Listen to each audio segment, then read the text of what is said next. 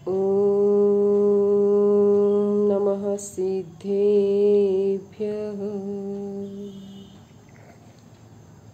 ॐ नमः सिद्धेभ्यः।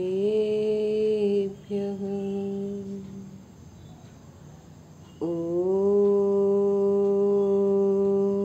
नमः सिद्धेभ्यः।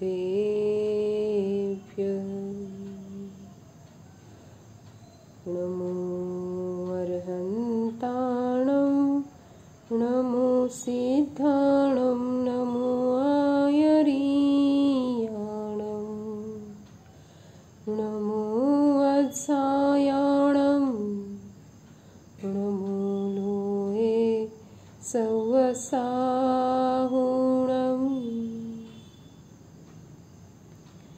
जिवली अनंतानंद सिद्ध परमेष्टि भगवान की जय। 24 भगवान की जय। सिद्धांत शास्त्र की जय।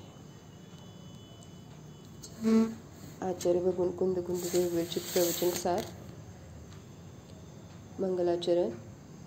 एस सुरासुर मनुसिंद वंदिदं धोदघायिकममलं प्रणमामि वर्धमानं तीर्थं धम्मसकतारं से पुनतीर्थयरे ससंवसिद्धे विशुद्ध स्वभावे समनेयणानदंसन चरित तव वीर्य यारे ते संवे समगं पत्तेगमेव पत्तेगं वन्दामि यवठन्ते अर्हन्ते मानुषे खेते किच्चार्हन्ताणं सिद्धाणं तहणमो गणहराणम् अज्जावयवगाणं साहुणं चेदि संवेसिं तेसिं विशुद्धदंसन प्राणपहाणा समं समासे च उपसंपयामि समं जतो निर्वाण संपत्ति। जी बोलिए आचार्य भगवान कुंद कुंद देव भगवान की जय। प्रवचन सार ग्रंथराज की जय।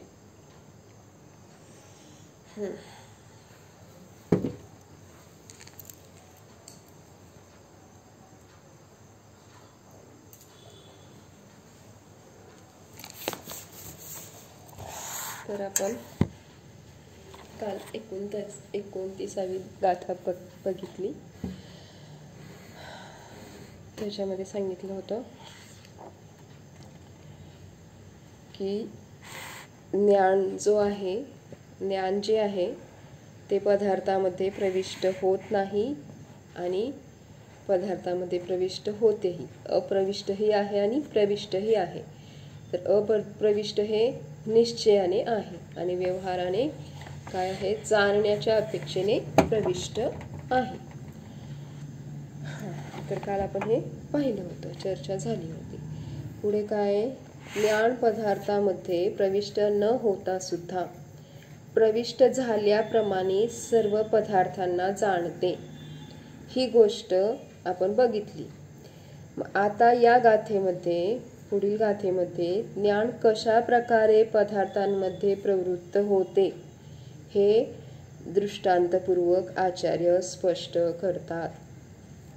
पेज नंबर 189, गाथा नंबर 30। रयणमिह इन्द्रनीलं दुग्धच्छसियं जहासभासाये अभिभूयतं पिदुद्धं वट्टदितहनाणमत्थेषु रयणमिह इन्द्रनीलं दुग्धच्छसियं जहासभासे साये अभिभूयतं पिदुद्धं वट्टदितहनाणमत्थेषु।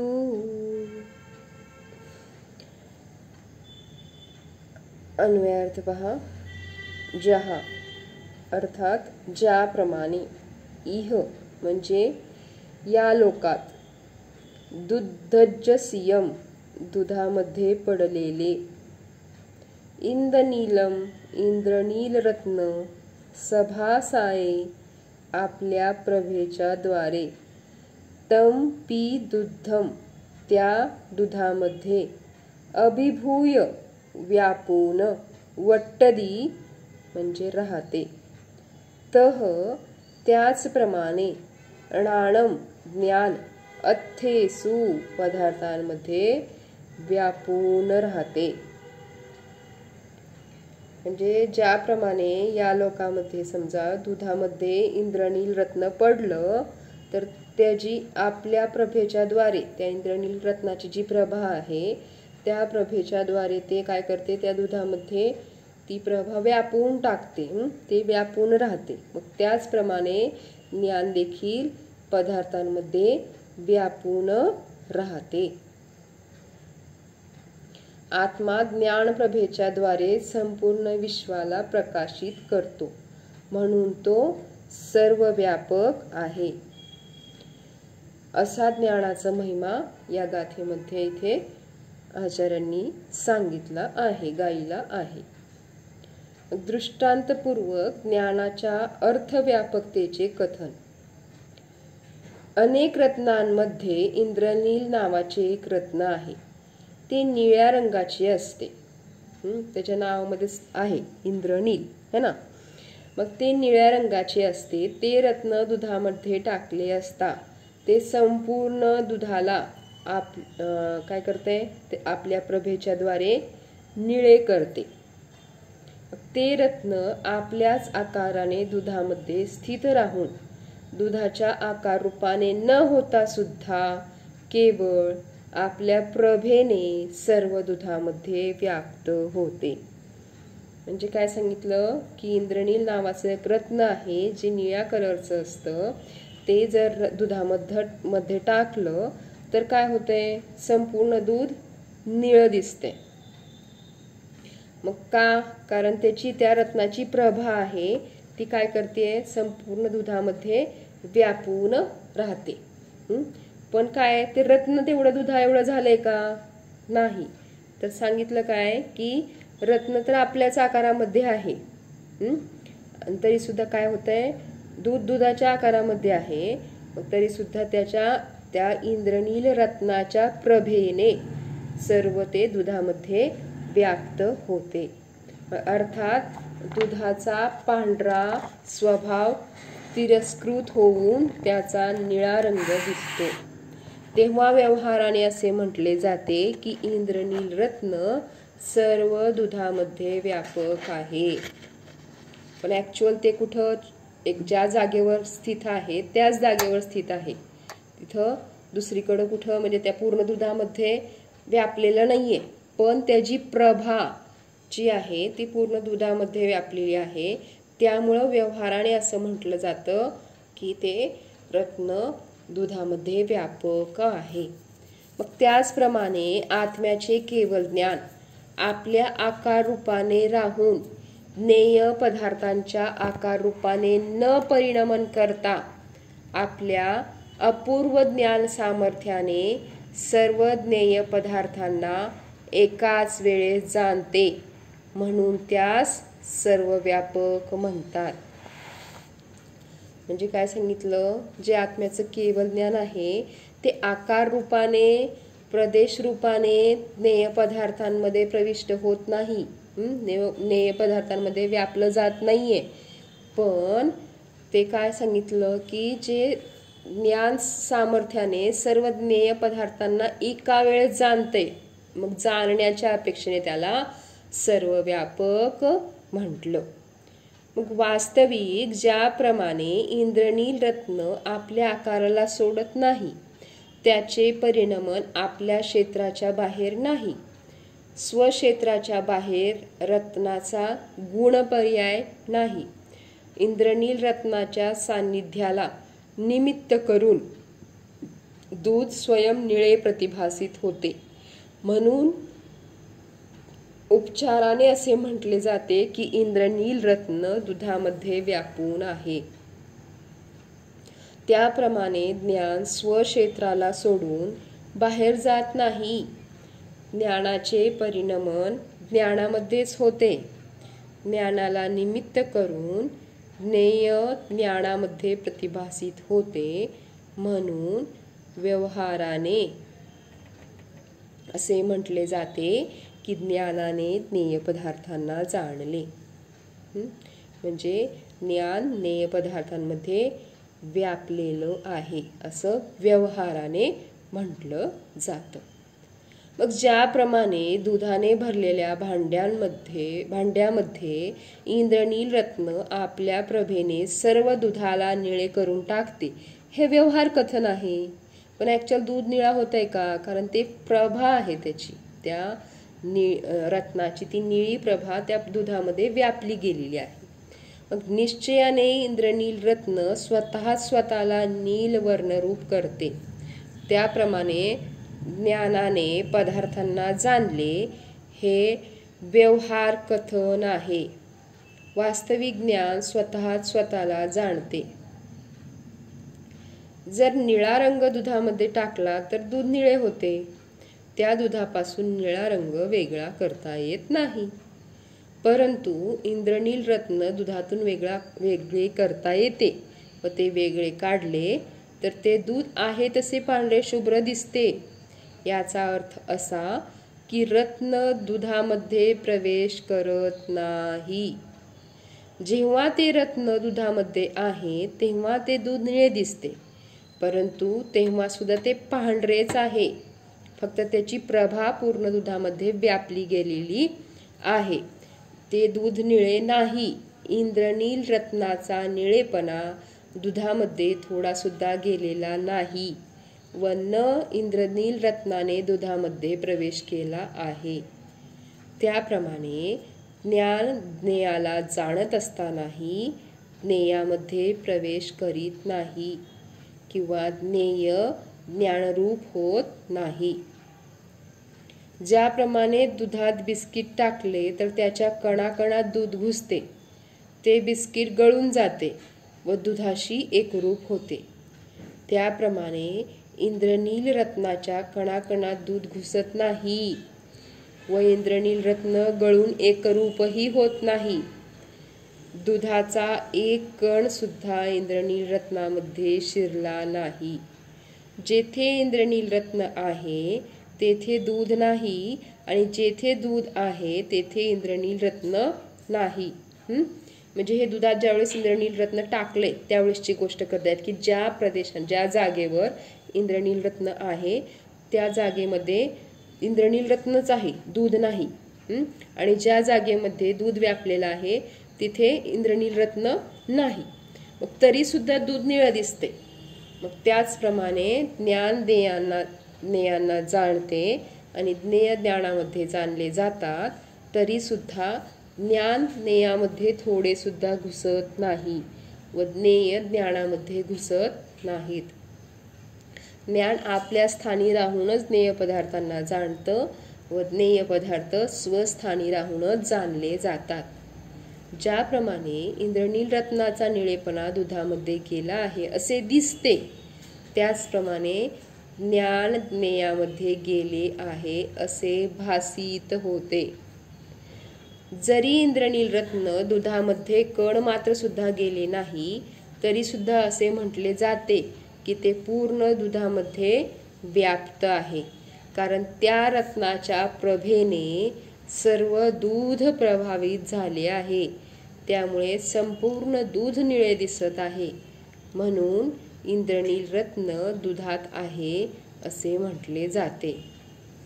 त्याचप्रमाणे ज्ञान ज्ञेयामध्ये गेले तरी सुद्धा ज्ञानाने त्या ज्ञेयाला जाणले या अपेक्षेने ज्ञानाला सर्वगत म्हटले जाते. ज्ञेयामध्ये न जाता, ज्ञेयामध्ये थोडाही हस्तक्षेप न करता ज्ञेयाला जाणणे हा ज्ञानाचा स्वभाव आहे. ज्याप्रमाणे इंद्रनील रत्न दुधामध्ये टाकल्यावर दूध खराब होईल किंवा इंद्रनील रत्न खराब होईल अशी चिंता करण्याचे कारण नाही.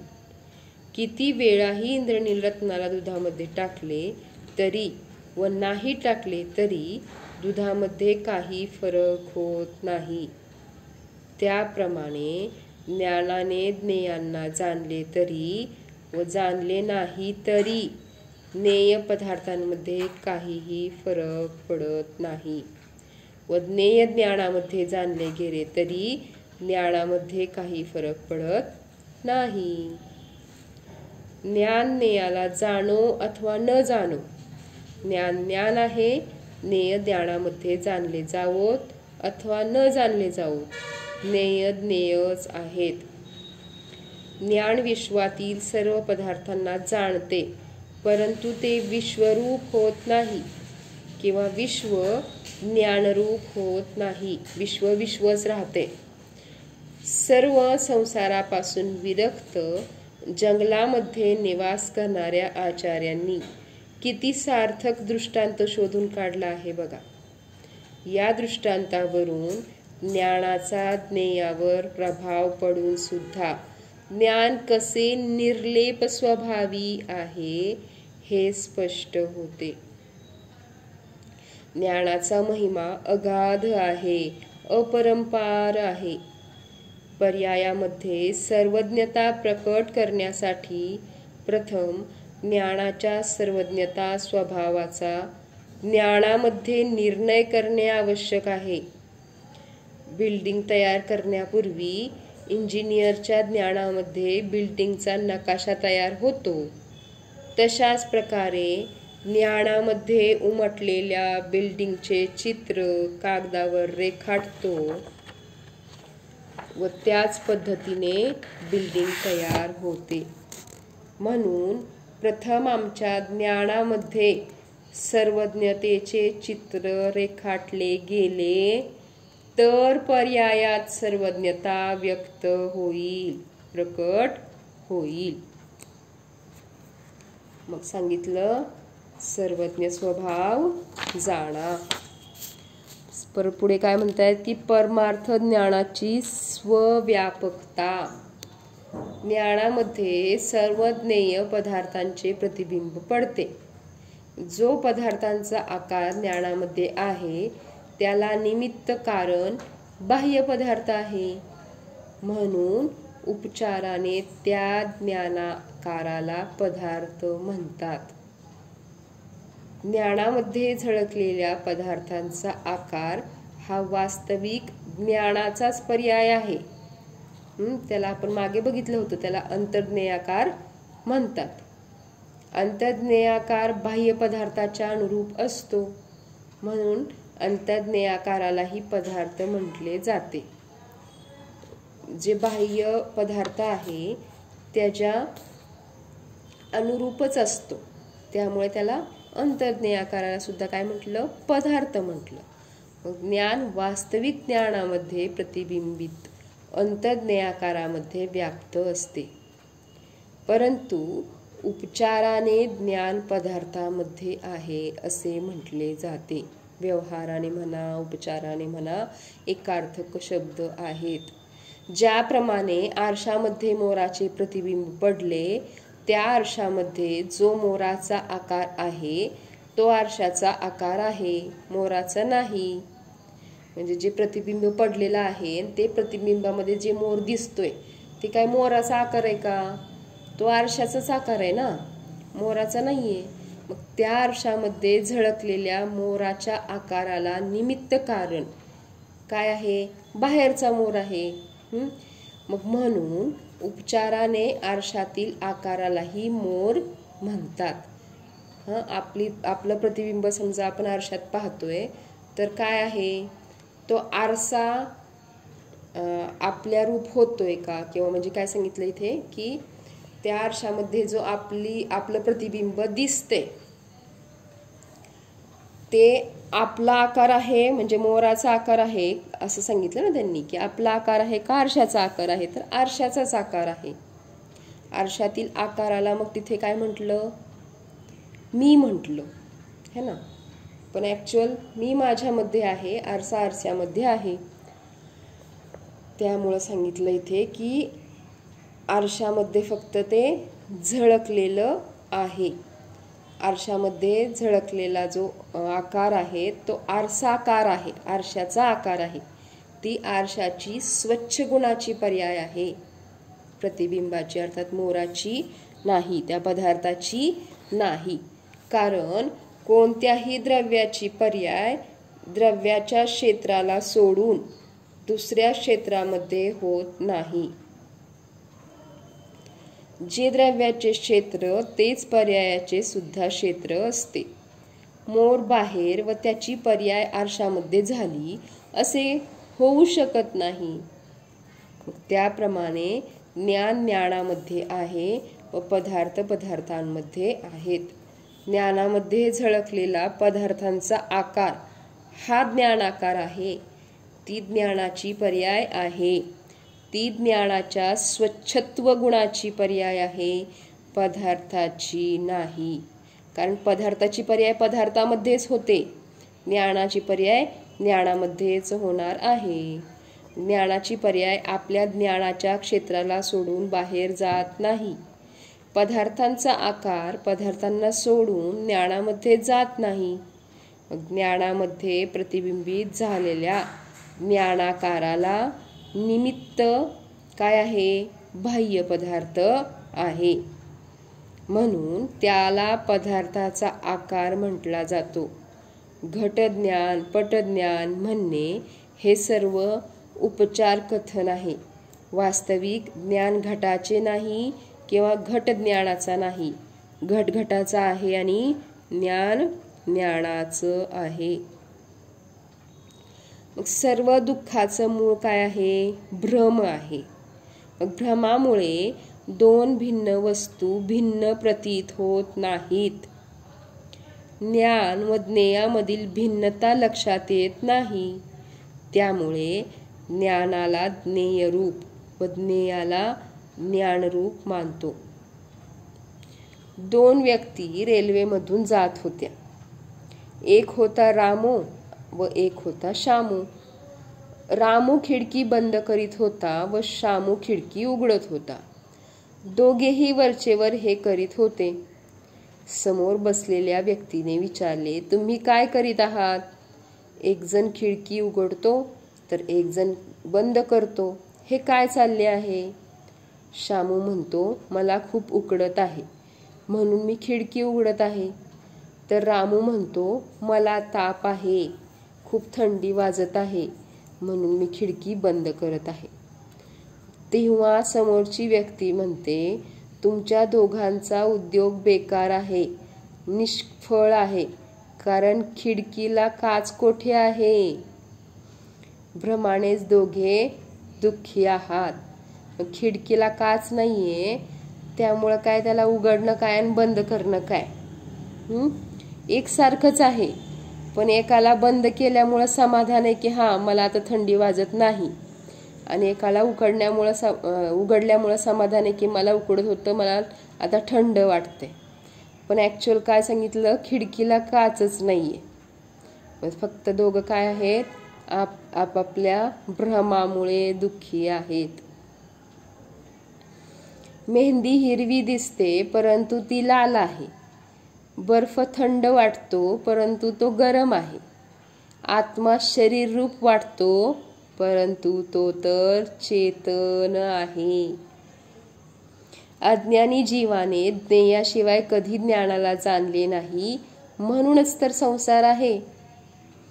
अशा प्रकारे हे सिद्ध केले की ज्ञान कशा प्रकारे पदार्थांमध्ये आहे.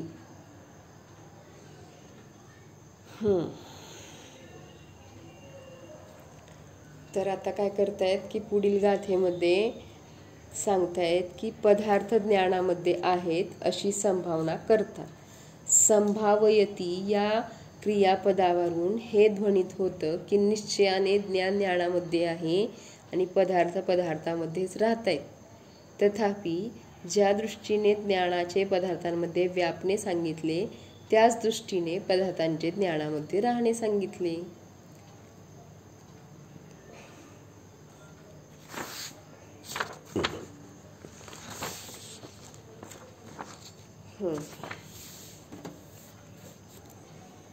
तर ही गाथा आपण उद्या बघूयात. आज आपण इथेच थांबूयात. त्याच्यामध्ये आज काय बघितलं आपण, एका दृष्टांतावरून इंद्रनील रत्नाच्या दृष्टांतावरून आपण बघितलं की ज्ञान पदार्थामध्ये प्रविष्ट न होता सुद्धा प्रविष्ट झाल्याप्रमाणे आपल्याला म्हणजे सर्व पदार्थांना जाणतं. तसं भासित होतं की ते ज्ञान आहे ते सर्व पदार्थांमध्ये व्यापलेलं आहे, पण ॲक्च्युअल ज्ञान ज्ञानामध्ये आहे, पदार्थ पदार्थाच्या ठिकाणी आहेत. दोन्हीही एकमेकांमध्ये प्रविष्ट होत नाही.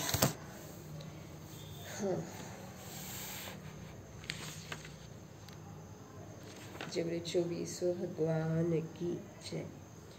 जिनवाणी माता की जय. जवानी की ज्ञान से सूझे लो कालो, सोवानी मस्तक नमो सदा देत हूँ. देव जो अरहंत नित गुरु से हो निर्ग्रंथ, दया धर्म पालो सदा यही मोक्ष का पंथ. जीवन सिद्धांत शास्त्र की जय. सावधान.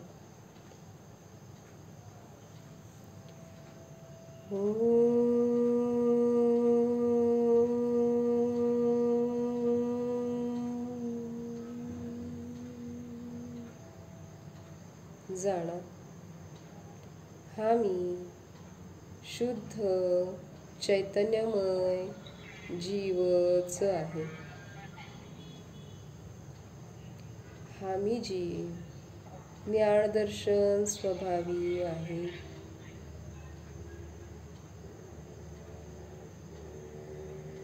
या माझ्या शुद्धात्म्यामध्ये कोणताही परपदार्थ नाही, अन्य पदार्थ नाहीच.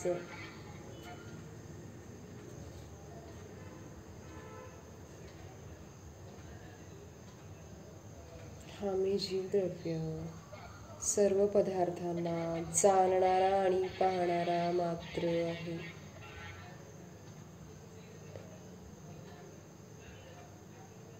ज्ञाता दृष्टा स्वरूप जाणा.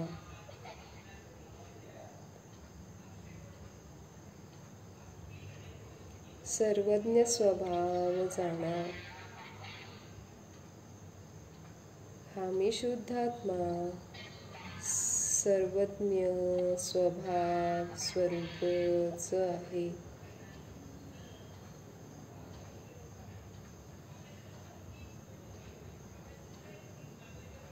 केवल ज्ञान स्वरूप सर्वज्ञ स्वभाव स्वरूप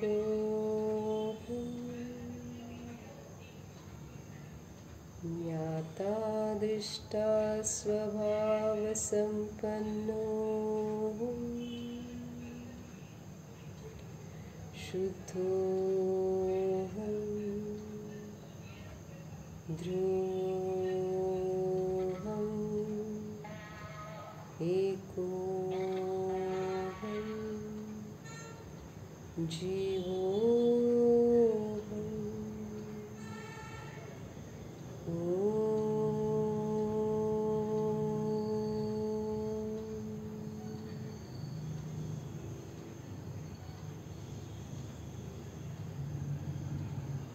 विसर्जन. हो प्रभो, मन वचन काय कृतकारित निवेदन सरंभ समारंभ आरंभ क्रोध मान माया लोक प्रमाद इत्यादी विभावांच्याद्वारे माझ्याकडून या भवात पूर्वभवात खऱ्या देवशास्त्र गुरु यांचा अविनय झाला. घेतलेल्या व्रतामध्ये अतिक्रम व्यतिक्रम अतिचार अनाचार दोष घडले. एकेंद्रियापासून पंचेंद्रियांपर्यंत ज्या जीवांची हिंसा विराधना झाली, दिवसा व रात्री घडलेल्या या सर्व दोषांचा पश्चाताप व्यक्त करून मी क्षमा मागते. हे माझे सर्व दोष मिथ्या हो. स्वाध्याय करताना जे काही दोष घडले ते सर्व दोष मिथ्या हो. मी माझ्यामध्येच राहू. या सर्व दोषांविषयी मी प्रायश्चित्त घेत आहे. ओम नमः. सर्वांना क्षमा, सर्वांची क्षमा.